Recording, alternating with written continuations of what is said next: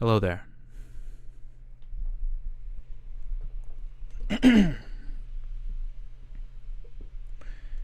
Okay, this is the official post Five Nights at Freddy's video stream. I'll probably do post video streams more regularly in the future. So this is my first shake at it. But this is a very interesting video to start with because this video stirred up a lot of shit very quickly, especially on Twitter, which is my favorite website.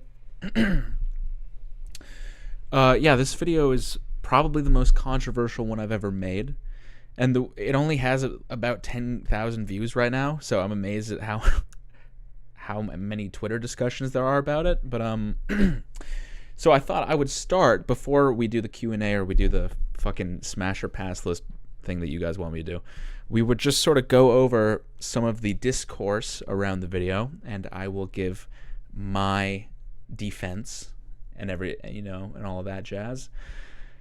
Because I still stand by that video 100%. There's one point that I've been made aware of that I think could have been in the video, so I will go over that. But for the most part, the beginning of the stream is just going to be me defending myself from the Twitter mob, and by the way, not to vilify these people or demonize them, because they're doing it out of passion for a franchise they love. There's nothing wrong with that, and for the most part, they haven't been personally insulting me. They have implied that I'm stupid a few times, but beyond that, they haven't insulted my physical appearance or anything like that. So I'll take what I can get. So yeah, without any further ado, let's just go over some of the things people have been saying. All right, just give me a second here.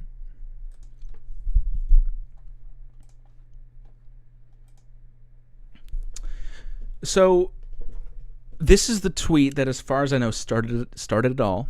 And this tweet has 22,000 views, which is more views than my video even has. And basically the point of this thread is to sort of make me sound insane. And to be fair, the one thing I'll give this person is that the Rotten Tomatoes portion of the video is a little crackpot. I'm fully aware of that. That's why I kind of separated it from the rest of the video, gave it its own chapter, and that's why I said that I don't have any actual proof, and I'll just take the audience number at face value. I have been suspicious of Rotten Tomatoes for a long time, but I don't want that to be something that my argument hinges on. So fair enough. That part of the video is definitely a little out there. I still think it's true, but fair enough. However, all the other points that are made here are kind of twisting my words a little bit to make me sound worse. Saying Scott made the first FNAF game out of spite and has only continued with it because it being successful is a sign from God. Now, I did say that he only made the first game in response to the Jim Sterling review, which said that his game was terrifying, and so out of spite he basically decided to try making a horror game and just lean into that, which, I mean, we know for a fact that it's true that he did make the video in response to that Jim Sterling review. That's based on direct quotes from him. Obviously saying the exact words he did it out of spite is kind of leaning into a joke a little bit. It might not literally have actually been out of spite, but the point I was trying to make was that he made it in response to a bad review that clearly upset him, which is true. The second part of this, though, is the one that I didn't say, which is he's only continued with it because it being successful is a sign from God. To be clear, in the video I did imply that, and I got that from a direct quote from him, but I did imply that he thought that the success of the first game was he believed it to be a sign from God because he said that word for word in an interview. However, I never said that that was the only reason he continued with the franchise. I even highlighted the fact that he struggled financially before the first FNAF game came out, so I thought it went without saying that obviously one of the reasons he contended with the franchise was financial security for his family. And maybe I could have leaned into that a little harder, the fact that it was the only thing he'd ever made that was successful, so naturally he doubled down on it and started releasing game after game after game. But regardless of the reasons why he did that, I just thought it was important to highlight the fact that he's basically clung on to this franchise as tightly as he can since the first game came out, and I think because of that, and again, this is something that he has admitted to in an interview, and I put this clip in the video. He's put out some substandard content like FNAF World, and in the case of FNAF World, and this will tie into a future point that this person makes, that was an example of him trying to strip away the horror from the franchise and make something more wholesome because that's what he's more used to. I don't really think that's an unfair thing to say. I think that's pretty objectively true. If you just look over his career, he'd never made anything. He'd never made any horror before Five Nights at Freddy's. So the FNAF franchise needs a 5-year hiatus just to be rebooted afterwards. Now, to be fair, it doesn't have to be 5 years exactly. That's just a number I said arbitrarily in the video. It could be any length of time. I just think it needs a reboot, but that's just my opinion, obviously. If you don't agree with that, fair enough. Scott is forcing the FNAF franchise to be wholesome because he actually hates horror and is forcing his franchise to be closer to his interests. Again, that's kind of twisting my words. I didn't say he hates all horror. I said, based on a direct quote from him, that he seems to dislike a lot of horror, specifically horror games. Again, I got that based on a direct quote from him where he complains about gratuitous games and movies and how he thinks that people who enjoy extremely violent content might have to find God, essentially. So yeah, I mean, based on the fact that he said that directly, I don't think it's unfair to say. Oh, and also based on the fact that there's basically no on-screen violence in the games, and what little on-screen violence we see is conveyed in with Atari graphics, so that you're not seeing anything in detail. I don't think it's unfair to say that part of the reason the movie is so unviolent is probably because he doesn't like on-screen violence. I have heard that the books are a lot more violent, but I think there is something to be said for violence in text versus on-screen violence, because I've never thought that Scott has a problem with the implication of violence. I mean, he made an entire franchise about the implication of children being murdered, but the thing is, you never actually see it. You never see gratuitous violence because Scott doesn't seem to like gratuitous violence. The only time violence is depicted in the games that I can think of are all conveyed through Atari graphics, which kind of hides the violence because all you're seeing are red pixels. At that point, it's basically just the implication of violence. Again, why am I not on screen? Hold on, give me a second.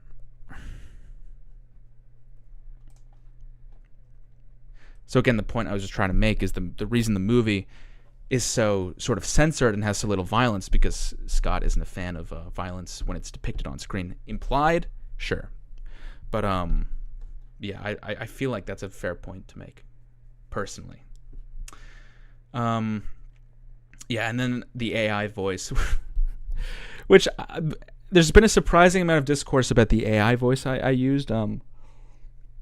To be clear, I wanted to make it as clear as possible that I was using an AI voice and it wasn't real recordings of Scott. So every time I did that, I put a text at the bottom of the screen that said AI generated voice, just so that I wasn't spreading any misinformation. But the thing is, the only time I made him say something that wasn't actually a direct quote from him was at the very beginning during the skit that's a parody of Sister Location. And I thought it would be fairly obvious that that was AI with or without the text, but I added the text in there anyways, just to make it clear, because I didn't want to make anyone think he'd actually said that. But all the other times I used an AI voice from Scott was just making him say direct quotes that he'd actually said in real life. So I don't think that that's necessarily a bad use of it. Like I've seen other video essays that use an AI voice to have someone say real quotes that they actually put out when they were alive. It's usually used for dead people, to be fair, on that note. So, I mean, if you guys think I should not use an AI voice to have people to voice quotes from people in the future, I I don't have to do it. I just since I was making him say stuff that he actually said, I didn't think it would be a problem. And then if you head into the replies, that's where hold on, let me just pull something up really quick. So here's the most viral tweet that I know of about this video, which has 75,000 views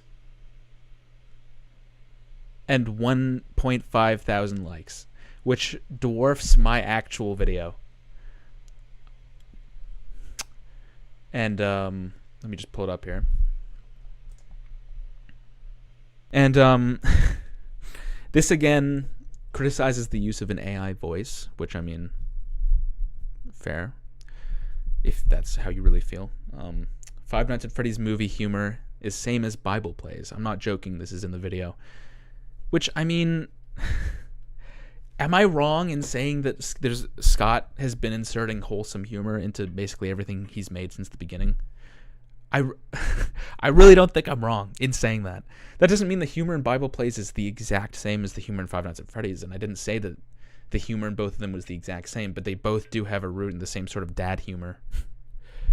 And someone in the replies even pointed this out, if I can just pull this up. Someone in the replies even pointed out that, yes, Scott has always kind of had a sort of fallback on things like a funny face character. Jim Henson shouldn't have made the animatronics. And I'm not sure if this person thinks that Jim Henson personally made the animatronics himself, if he came back to life and assembled them with his own hands, or if it was just a typo and it's supposed to say Jim Henson's company shouldn't have made the animatronics. Either way, the point I was trying to get at was just that the animatronics, in my opinion, are far too expressive.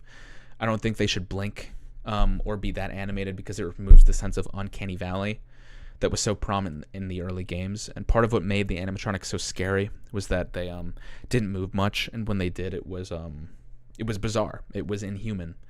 And I think that added a big aspect to the mystique and horror of the animatronics, and making them sort of cutesy the way that the movie did takes away a lot of that. Oh, and then William Afton is goofy, which is objectively true.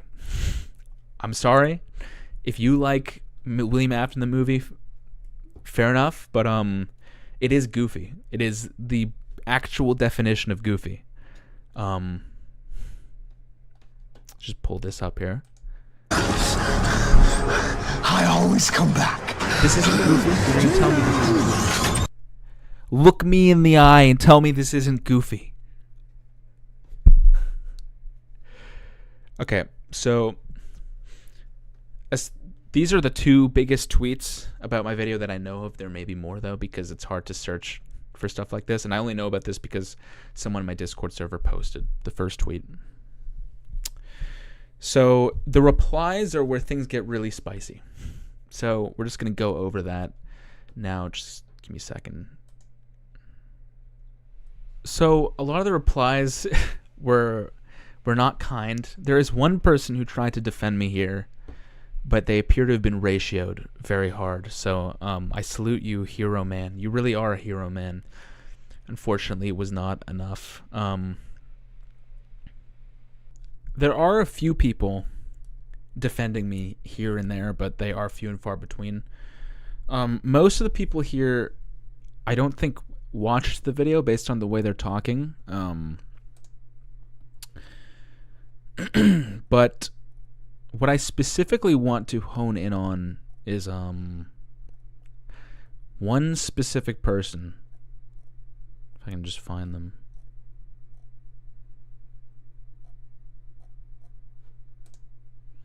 Yes, one specific person who actually also made an appearance in the comment sections of my video. And basically they're trying to, and I'm going to get into more points like these right after this, but they're trying to say that I was downright wrong about the plot of the film.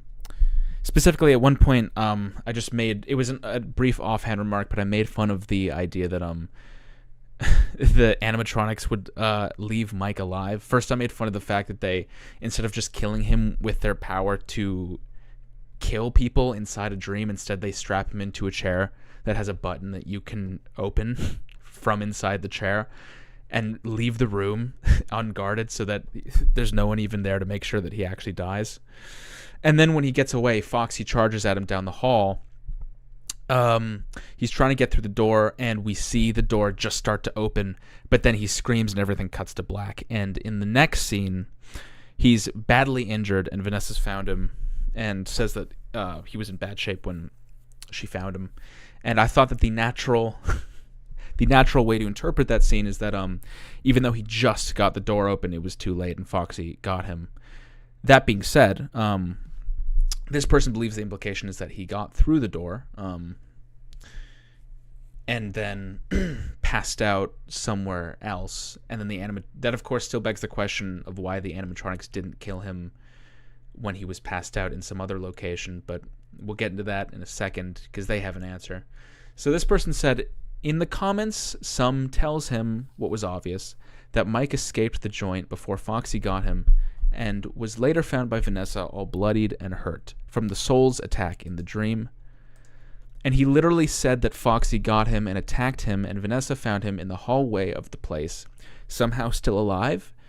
I told him, no, we see Mike open the door and leave before Foxy gets him, and we know the robots and souls, besides Golden Freddy, can't leave the place, as heavily implied in the movie and actual games. And his response, that the movie was a fucking reboot of the series, not a different universe, not a passion project with a new story. He said it was a full-blown reboot because it wasn't one-to-one with the games, and therefore anything the game doesn't get to be shown or used in the movie. So in response to that, I'm going to actually go over the scene from the movie. So let's quickly turn our attention to Exhibit A. So here's how this scene plays out in the movie. So Mike is in a dream, right, with the dead kids. They have the power to injure him in the dream, but for whatever reason they choose not to kill him in the dream, and so they strap him into a death chair. And then he escapes from the death chair by pressing a button on it that releases him, because that's there. And because the injuries he sustained in the dream are real, because this movie is also Nightmare on Elm Street, he is injured, though he still seems fully mobile and up and at him. He doesn't seem like he's on the brink of passing out at this point. So he limps down the hallway, and he gets to the door, but the door is locked, seemingly, so he can't get through it. And so Foxy charges at him, and the last thing we see is this shot of him pushing against the door, and it looks as if he just manages to start opening the door, but then we hear him scream and everything cuts to black. And the next time we see him, he's just waking up from having been unconscious. He looks significantly worse than he did before. And Vanessa says that Vanessa basically implies that he was on the brink of death when she found him at the pizzeria. Managed to stop the bleeding, but probably gonna need stitches. I found you, and you were badly hurt. So the natural way to interpret that scene is that even though he just manages to somehow get the locked door open in time, however he managed that, Foxy still got him.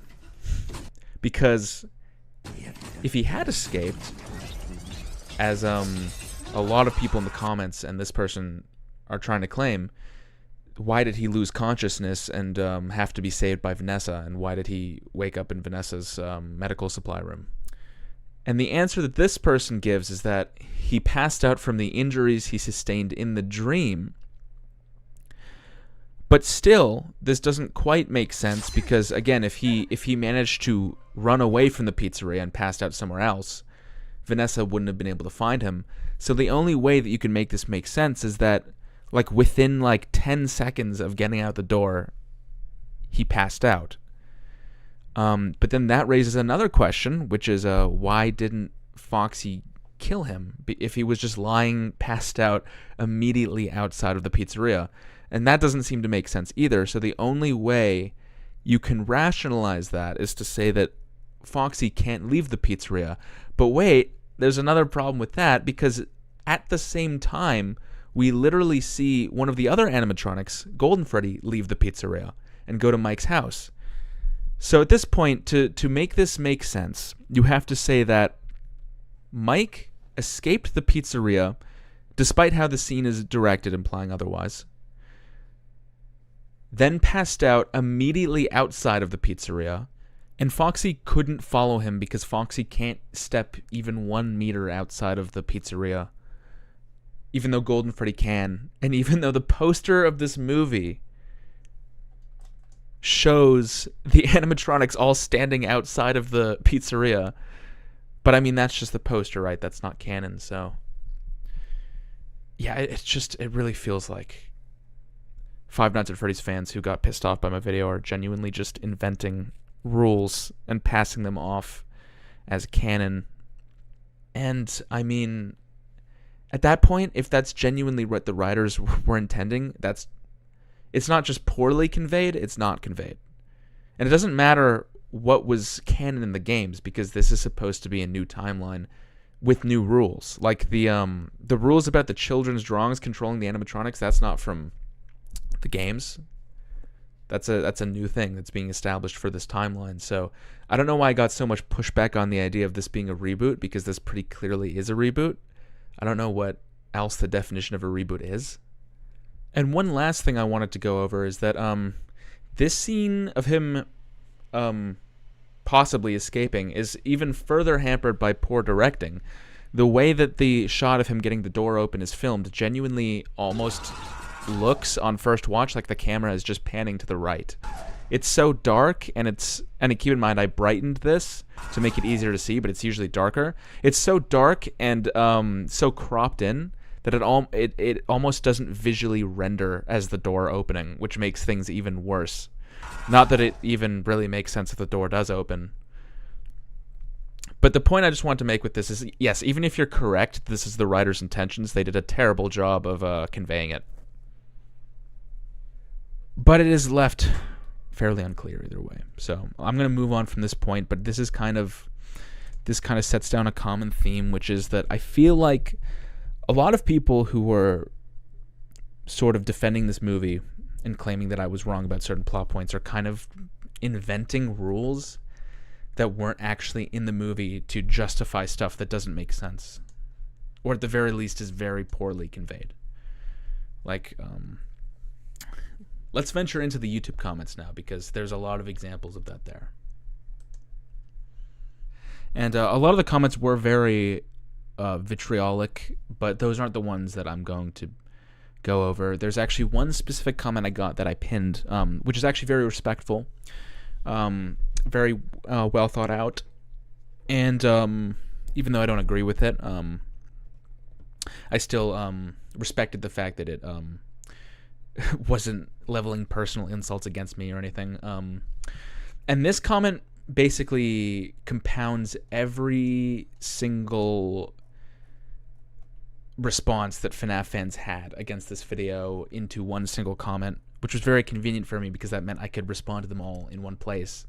And so I pinned the comment and did. This person specifically requested that if I ever show their comment in a video, that their name be blurred. I know this is technically a live stream, not a video, but you know, either way, I just thought I'd do it anyways. So I'm not going to bore you by going over each and every point one by one, but I do think that, again, this mega thread here kind of highlights the fact that in trying to defend this movie against some of the plot holes, it seems like people are genuinely just inventing plot points that weren't actually in the movie. And just to make this clear, there is apparently a novelization of this movie that I was not aware of. And for all I know, some of the stuff could be in the novel version of this film. Maybe. I doubt it, but I'll just put that out there. However, even if that's the case, if the novel makes more sense than the movie, that doesn't automatically exonerate the movie of having plot holes. If the movie failed to convey information to the audience that was necessary for making the plot make sense, then that's still an issue with the movie.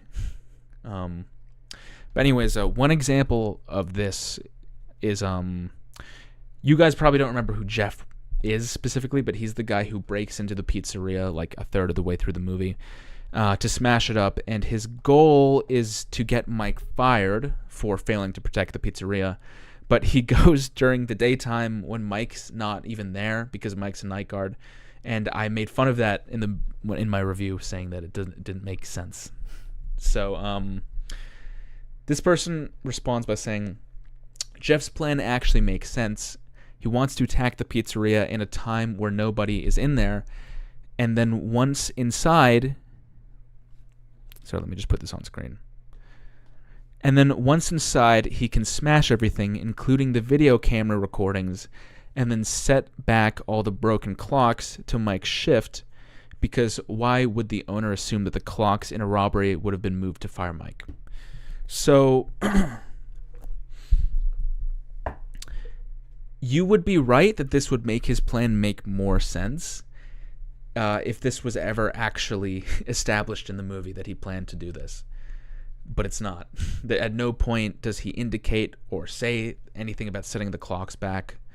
There were many opportunities the writers could have had to put that in there. He walks through his plan to Jane and then reiterates it again to his lackeys before they do it, and does not mention anything about setting the clocks back or destroying all the security cameras.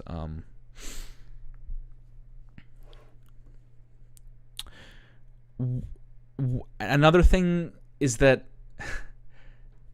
going during the day further throws a wrench into the plan, because there's always the chance that someone will see them breaking in during the day, because there is a road right across the street from Freddy Fazbear's, and if someone just happens to drive by while they're breaking in and call the police, that will blow the whole operation. So, I don't know. I feel like you kind of have to, again, invent plot points to make this make sense. The way that it is in the actual movie just doesn't. Another example here is... this person trying to say that Vanessa's plan actually makes sense, or that Vanessa's motivations actually make sense, because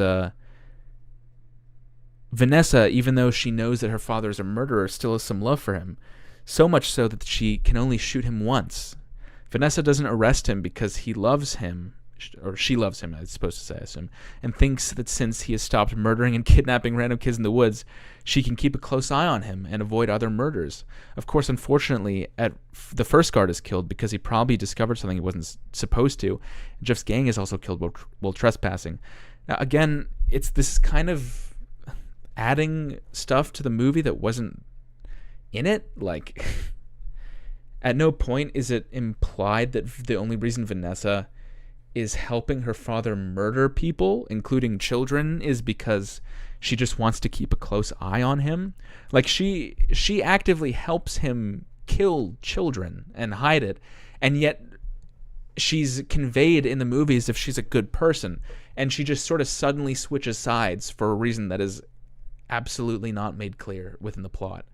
Another thing I went over, that scene when she's egging Abby on to play with the animatronics, and then Abby gets hurt and she gets all mad at Mike as if he was responsible. Well, I mean, he kind of is for bringing her, but like as if she bears no responsibility in that as well. Like, it felt like she was more there to be a plot device than an actual character, because the things she does don't stem from like actual logic. Like, it's I can't see a person making the decisions she does in her boots. It seems like whether she's a good or bad person, or what her thought process is on whatever happens to be going on can change on a dime based on if the plot needs it to.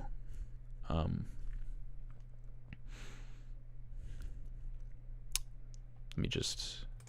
There's another example here I wanted to talk about.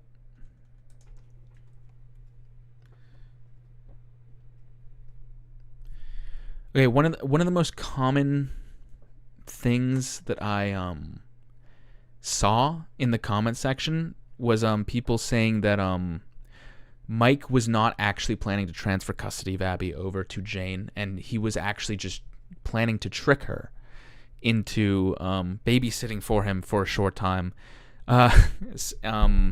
while he planned to find a real babysitter, and that this makes total sense and is smarter than just leaving Abby home for like a few nights. And again, the movie gives absolutely no indication whatsoever that this is his plan, that he's planning to just trick Aunt Jane into staying over. And even if that was his plan, then that just raises the question, why didn't he tell Abby that? Because Abby thinks that Mike's abandoning him when Jane shows up. And obviously goes through a lot of emotional turmoil, and there was no reason for that. There was no reason for this to be this random conflict created between the two of them at the beginning of the third act. If Mike's real plan was to just trick Aunt Jane into thinking he was going to give custody to her, to get free labor from her, he has no reason not to just tell Abby that. This blurb here says that the reason he didn't tell Abby his secret plan is because her acting wouldn't be good enough, and then she would blow the whole plan in front of Aunt Jane. Which, I mean, Abby doesn't even talk 95% of the time anyways. I don't... like, she literally wouldn't have to say anything. And also, is Mike really the kind of character that we're reading as like a manipulator now? Like, he'd intentionally, emotionally manipulate his sister into thinking she's going to get given away to trick Aunt Jane into giving him free labor while he searches for a real babysitter? Like, I don't... Like, again, it's just... the very, very simple reading of this scene that virtually anyone would read upon watching the movie the first time is... when Mike invites over Jane, who's been trying to get custody of Abby the whole movie, and Abby runs away angrily to her room crying because he thinks Mike can give her away, and then Jane is like, okay, we need to have a big long talk about Abby when you get home from work, and Mike's like, okay, and then walks away solemnly. The very clear reading of that is that he believes he's not the best guardian for Abby because he brought her to a dangerous location, and he's planning to give Abby away to Jane because he's convinced himself that she'll be better for her. And I'm fairly certain that that's what the writers were going for, and that's what it's supposed to be. But a lot of people are kind of twisting themselves into a knot, trying to be like, well, actually, he had a secret plan to trick Aunt Jane into doing free babysitting for him for a short time while he was going to find a real babysitter, but he didn't tell Abby his plan because Abby might have given it away to Aunt Jane, and he needed to trick Abby into thinking that she was going to get given away. Like, no, I'm sorry. That's you're stretching it so far just to explain something that's just poorly written. And oh, I just remembered there's one more thing on Twitter I wanted to go over really quickly. Where is it? I'm sorry, I'm about to find it.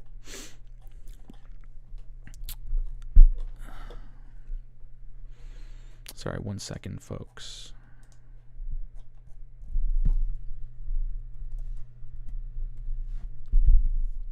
Okay, I almost forgot about this, but this was the last thing that I felt was a very unfair characterization of my video on Twitter. Big fan of how he says the movie sucks because it doesn't answer all of its questions, and then like 20 minutes later says that it needs more unanswered questions for people to think about. Also how he claims the movie doesn't understand FNAF and then gives the least FNAF-like horror movie pitch ever. So the thing I was criticizing the movie for initially was that it has all these loose plot threads that are clearly just set up for sequels. Like what happened to Garrett's brother, or what's going on with the balloon boy, like why the movie keeps putting all this focus on the balloon boy appearing in the car and shit. And that's all very clear setup to be answered directly in the sequel. And the way that it stands in the current movie, there aren't actually clues that can answer this question. They're more sort of just there as a mystery box. It's not something you can actually figure out. You can have a fan theory for sure, but there's no real definitive, like there's no actual clues that were planted that can help you get there. And then later on, when I was saying what I think the movie should have been, I was saying I think the movie should have had subtle clues. In my personal opinion for what a FNAF movie should have been, I think the plot should have been one and done. Not just set up for future movies, but I thought the movie should have had a little been full of Easter eggs and little clues that sort of give hints as to what happened leading up to the children's murders and the haunting of the animatronics. And I specifically gave the example of the first game for how to do that right, where if you're not paying attention, you might not even pick up on the backstory of what happened at the pizzeria, that being children were murdered and their bodies were stuffed into the suits. And I thought that was subtly executed and well done, and worked a lot better as a horror. Whereas this movie doesn't really have anything subtle. There aren't little subtle details for you to notice in the background really like that. Apart from like "It's me" written on the mirror at one point and stuff like that. What it does have is very explicitly shoved in your face trailers for FNAF 2, like the Balloon Boy. And I'm not a fan of that personally. But I do think that the way that this tweet words it is intentionally mischaracterizing what I said to imply that there's an inherent contradiction. The point I was just trying to get at is that I would like the movie to be a little bit more subtle than it was and not just exist to set up sequels. But listen, I think I've gone over this backlash enough. At the end of the day, to everyone who supported the video, I thank you. The reception has still been mostly positive, but I've never put out a video that had this much of a controversy and shitstorm attached to it. And you know what? It makes me feel kind of powerful. Makes me feel like a real conversation starter. So I like this feeling, and I'm gonna try to piss off fan bases more in the future. That's just what I'm gonna do now. So thank you. We're gonna move on to the thing you guys all voted on now, which is for me to play Smash or Pass with the Five Nights at Freddy's animatronics, because that's what you want to see apparently. And I'm also going to open everything to a Q&A, so I'll start responding to your chat messages if you have any more questions and such. So give me a second here.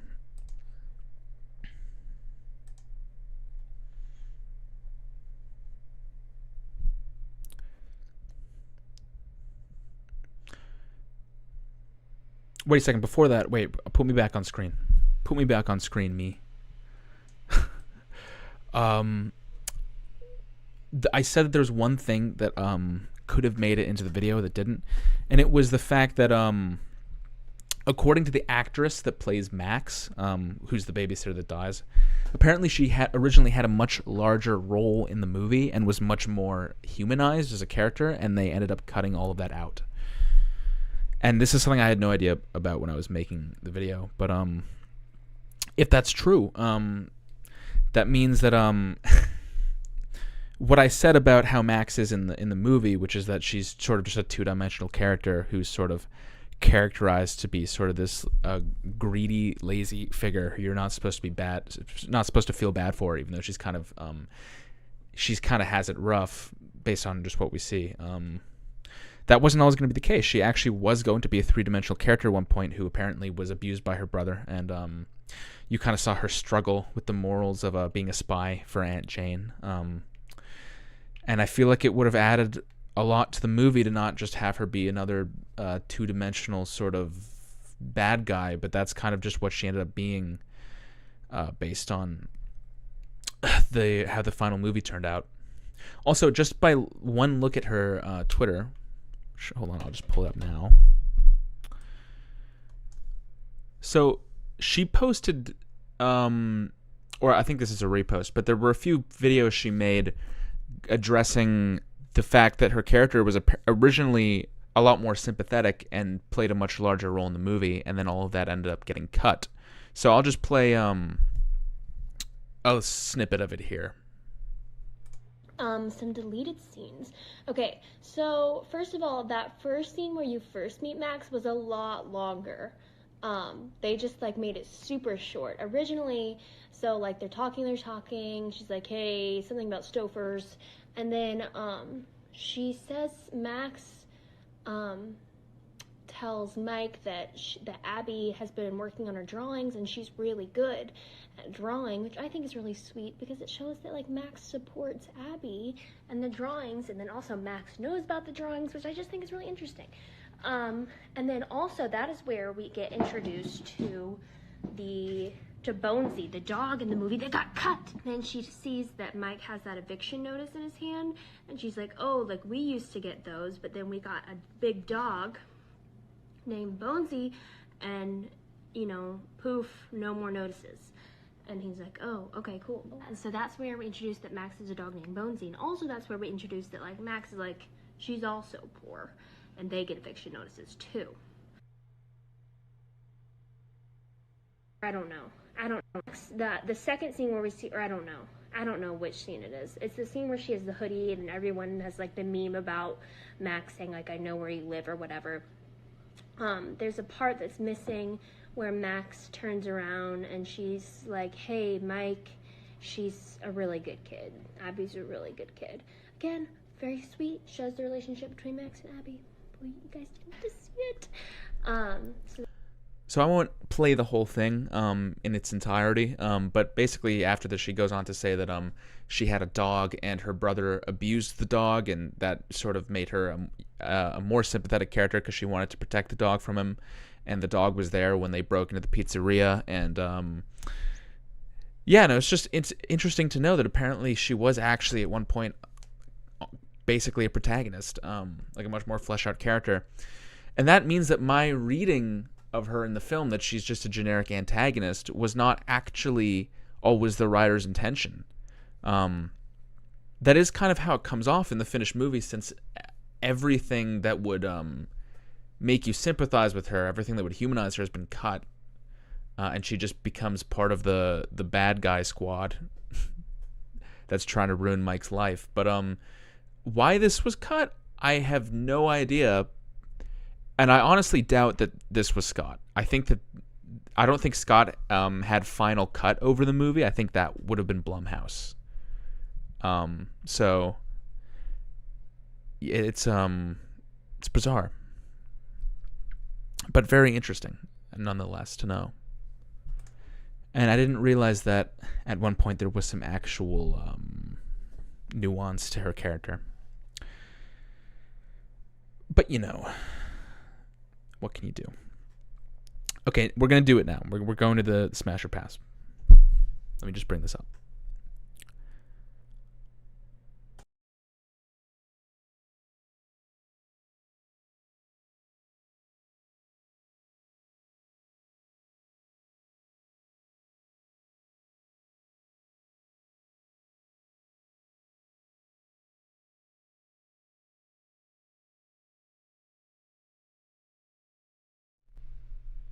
Hello. It's finally time. I'm finally going to look at chat. Wait, sorry. Let me just do it on my phone so that you guys can't see the YouTube. So I'm done with my my rant. Okay, just to be clear, I wasn't calling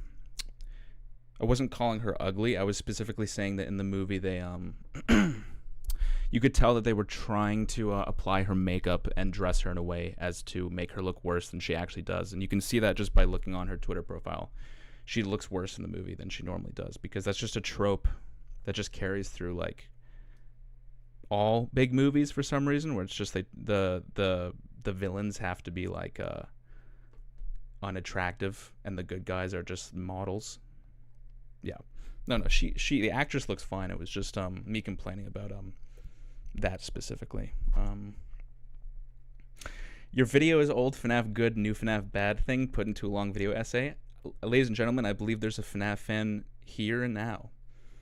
I mean, again, if you don't agree with the video, there's that's totally fine. There's nothing I can do to Listen, we're not even supposed to be talking about this anymore. We're supposed to be doing smash or pass on the animatronics. That's where we're at. Where's Josh Hutcherson? He's not here, unfortunately, but you guys all know where he'd be if he was here. Okay, so before I start this, does anyone have any other questions about anything? Because I'm finally responding now. I do think there are some good points. Okay, well, thank you for that. I appreciate it. We don't have to see eye to eye on everything.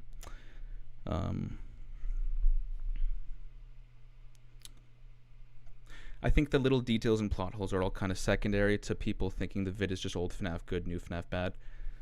Good timing on saying that.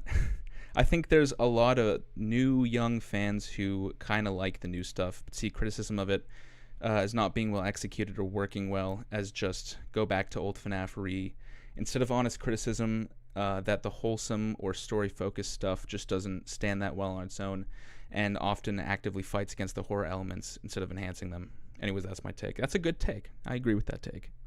Do you truly believe old FNAF good, new FNAF bad? I mean, look, to be fair, I really like Help Wanted, and that's new FNAF. That's VR. That's honestly one of my favorite games. Not that I'm not going to pretend that I've played every FNAF game. I'm not going to pretend to be like some sort of like FNAF historian who knows everything about the series, but I wouldn't say I hate everything new FNAF, but I mean, as you can tell from the video, I generally like the old stuff more, like a lot more. Scott began to make up rules as he went along. You're not wrong. You're 100% correct about that, I believe.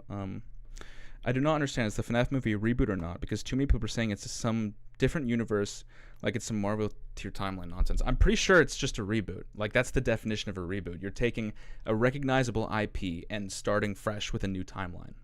That's not beholden to the old timeline or how the characters necessarily were before. That's literally the definition of a reboot. So I don't know why some people are trying to act like it's not a reboot. It's an adaptation. Yeah, you can say that too. Okay, fuck it. You know what? We're gonna do this now. No more beating around the bush. We are going to officially go through every animatronic and definitively know if they are smashable or passable. And just to be clear, I could have been playing an actual FNAF game.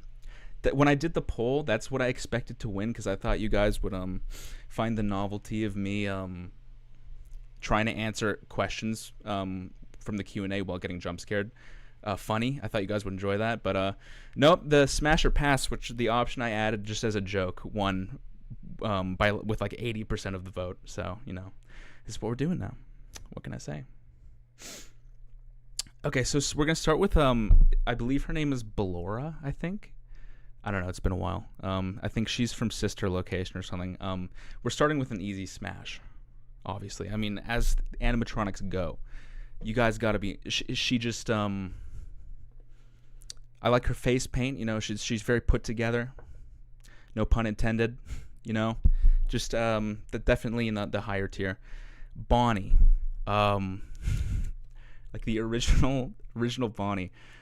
Yeah, that's probably pass. I'm sorry about that. And listen, maybe things will be different when we get to other iterations of Bonnie, but when we're talking about the original, like FNAF 1 Bonnie, that shit is terrifying. And according to Scott Cawthon, that is the only animatronic that gave him nightmares. And I can kind of see why. So no, I cannot see myself fucking Bonnie.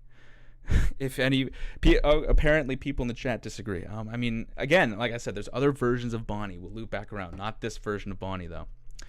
And I'm going to have to go the same for Chica, because if we're talking about the original Chica, she's all bulky and grimy and dirty and terrifying. And the gaps between the eyes and the face where you can see inside the exoskeleton, I don't think I'd want to smash any of the original FNAF 1 animatronics, if I'm being real with you. Your smash or pass decisions are gonna make fans more upset than your video. Well, you know, like I said, that's what I do now. That's my goal, to upset people. What the fuck is this? What is this? This is that, I know that's from one of the newer ones. I don't think yeah, I'm just gonna going right there. And same for this one. Yeah, that's pass on both of them. Oh, and by the way, just to make clear, when I'm doing this, I'm pretending that these don't have the spirits of children inside them. Where we're pretending that they're all 18 plus. I know that canonically they have the spirits of children inside them, and if we're going based on that, then it's going to be pass on all of them. So we're ignoring that. Big mistake. TikTok is horny for the moon guy suit. I don't even know who that is. TikTok. What, people are horny for this? Or is there porn of this? Okay. This I think is also from Sister Location. That's just a fucking. That's like the hardest pass yet. Doesn't even have. It's just. It doesn't even have a body. It's just wires and a face with one eye and a clown nose. Yeah, that's a no-go. Ooh, okay, Foxy. Okay, here's the thing. Foxy's the closest that the FNAF 1 animatronics get to being Smash. He's the closest. Does that mean he makes it? That's the question. What do you guys think? What do you guys think? Should Foxy be Smash or pass? Give me your answers right now. Let's wait for chat to update.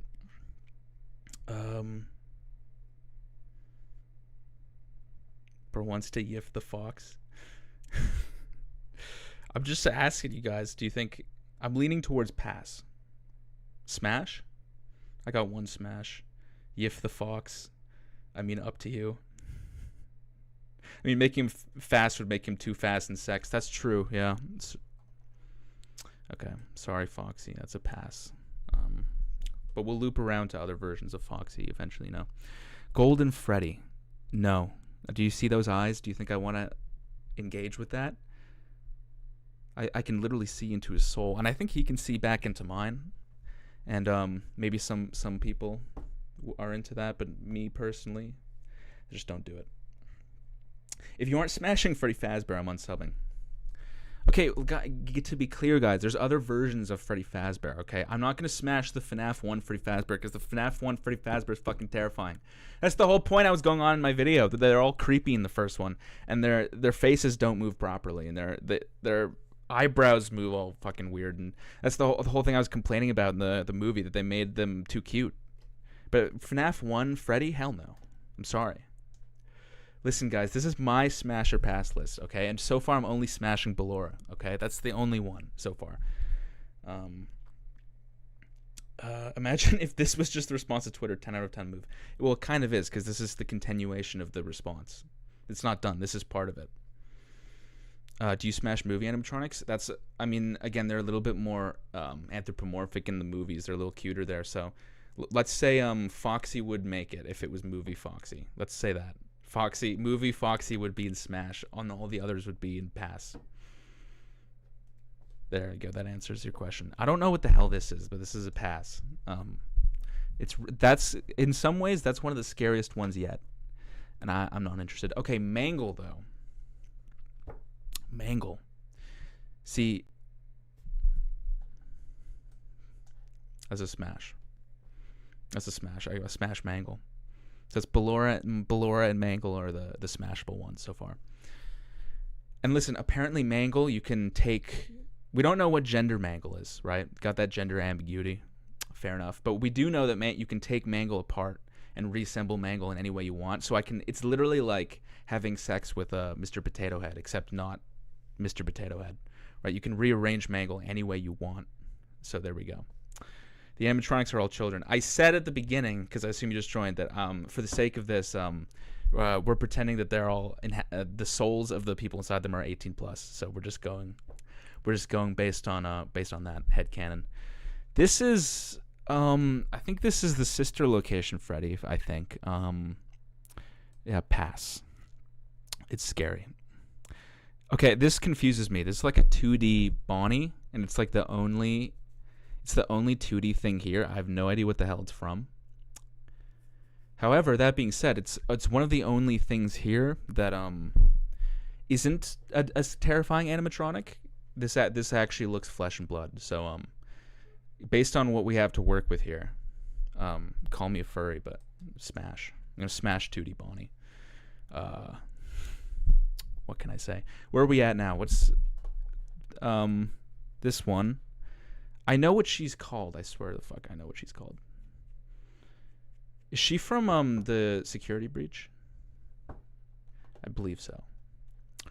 You see, the Security Breach animatronics are a lot cuter. It's furry fan art. Well, why is it here then? Why is it here if it's not from a game?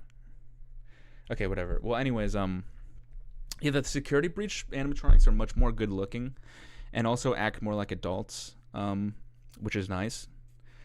So yeah, you know what? We'll throw her in Smash. And you know what? Same goes for Glamrock Freddy. Glamrock Freddy, that's the smashable Freddy. We all know that Glamrock Freddy is far more smashable than normal FNAF 1 Freddy.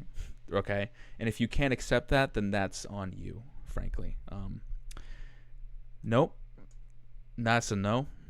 It's another Security Breach character, and that's from my understanding, isn't it Vanessa that's in that or something? Again, I'm no expert in Security Breach lore. I haven't played Security Breach. But yeah, I'm not fucking that thing. And this is the hardest pass yet. That's a no. This is gonna take a while. I'm gonna speed up a little bit. Pass. Pass. Pass.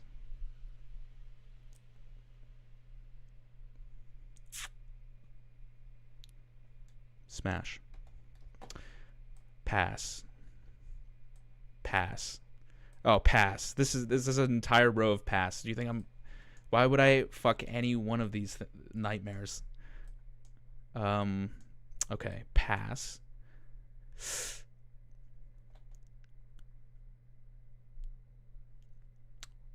Think about what he could do with that trunk, though. Pass. Still, it's not enough, unfortunately. And oh yeah, no, that's pass. That's pass on all of these. Yeah, but what about the scary puppet though? I'd smash the no. Don't even pretend. Okay, we're at the we're at these. Are these the toy anim? No, these don't look like the toy. No, these are the toy animatronics. So what the fuck are these? So I'm no FNAF lore expert. I don't even know what these are from. But I'm gonna say pass. It's too blocky. Pass, because that one, his mouth is too big.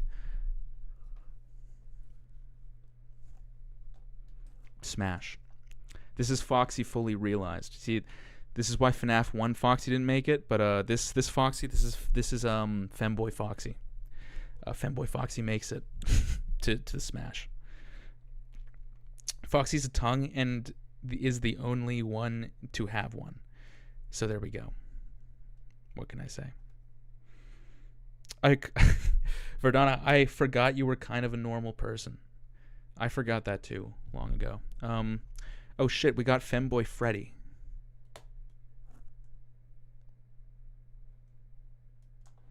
Smash. Oh, this is the hard. Okay, I'm putting her right at the front. She's the hardest Smash. It needs to be clear that she's on a Smash level that's higher than all the others. Like Smash times 2. So yeah. So there we go. And this is pass. That's pass, and that's pass, and pass, and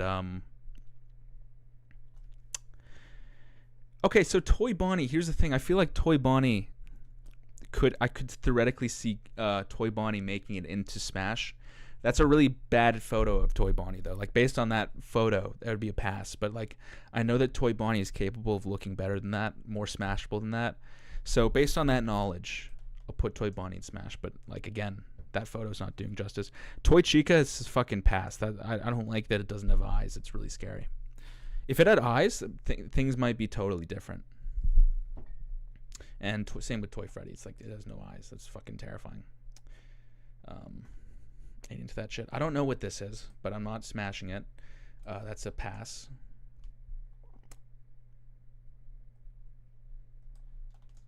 Smash. And then pass. and we're gonna pass and pass and we're gonna pass. So there we go. There's my official list. That's my full list of of which Five Nights at Freddy's animatronics I would smash. I think this was really important information for me to put out there. I think this had to be said. So Bunny looks way too young. You mean this bunny? It's a bad photo of it. It's a very bad photo. It's not accurately depicting the smashability of Toy Bonnie. Why pass on Toilet Bonnie? Is this Toilet Bonnie? Is this what this is called? I don't know. So that's it. You've done the Lord's work today. Yes, I have. So thank you for recognizing that. I think we can pretty much leave off there. I think I've said everything that needs to be said, and I've smashed everything that needs to be smashed.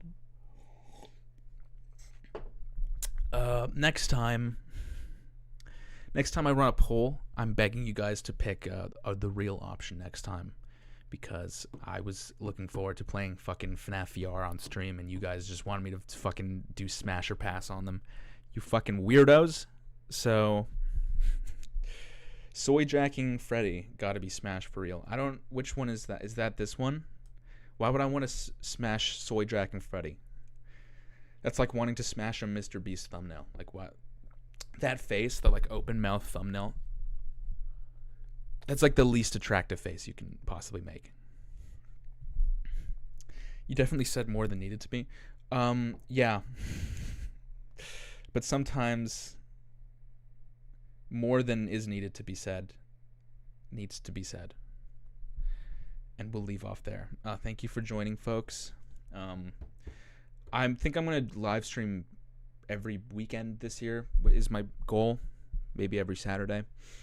So I'll probably run a poll and maybe do another stream next Saturday if you guys would be interested to join. Thank you very much for attending. And this was a hoot and holler. So thank you very much. Cheers.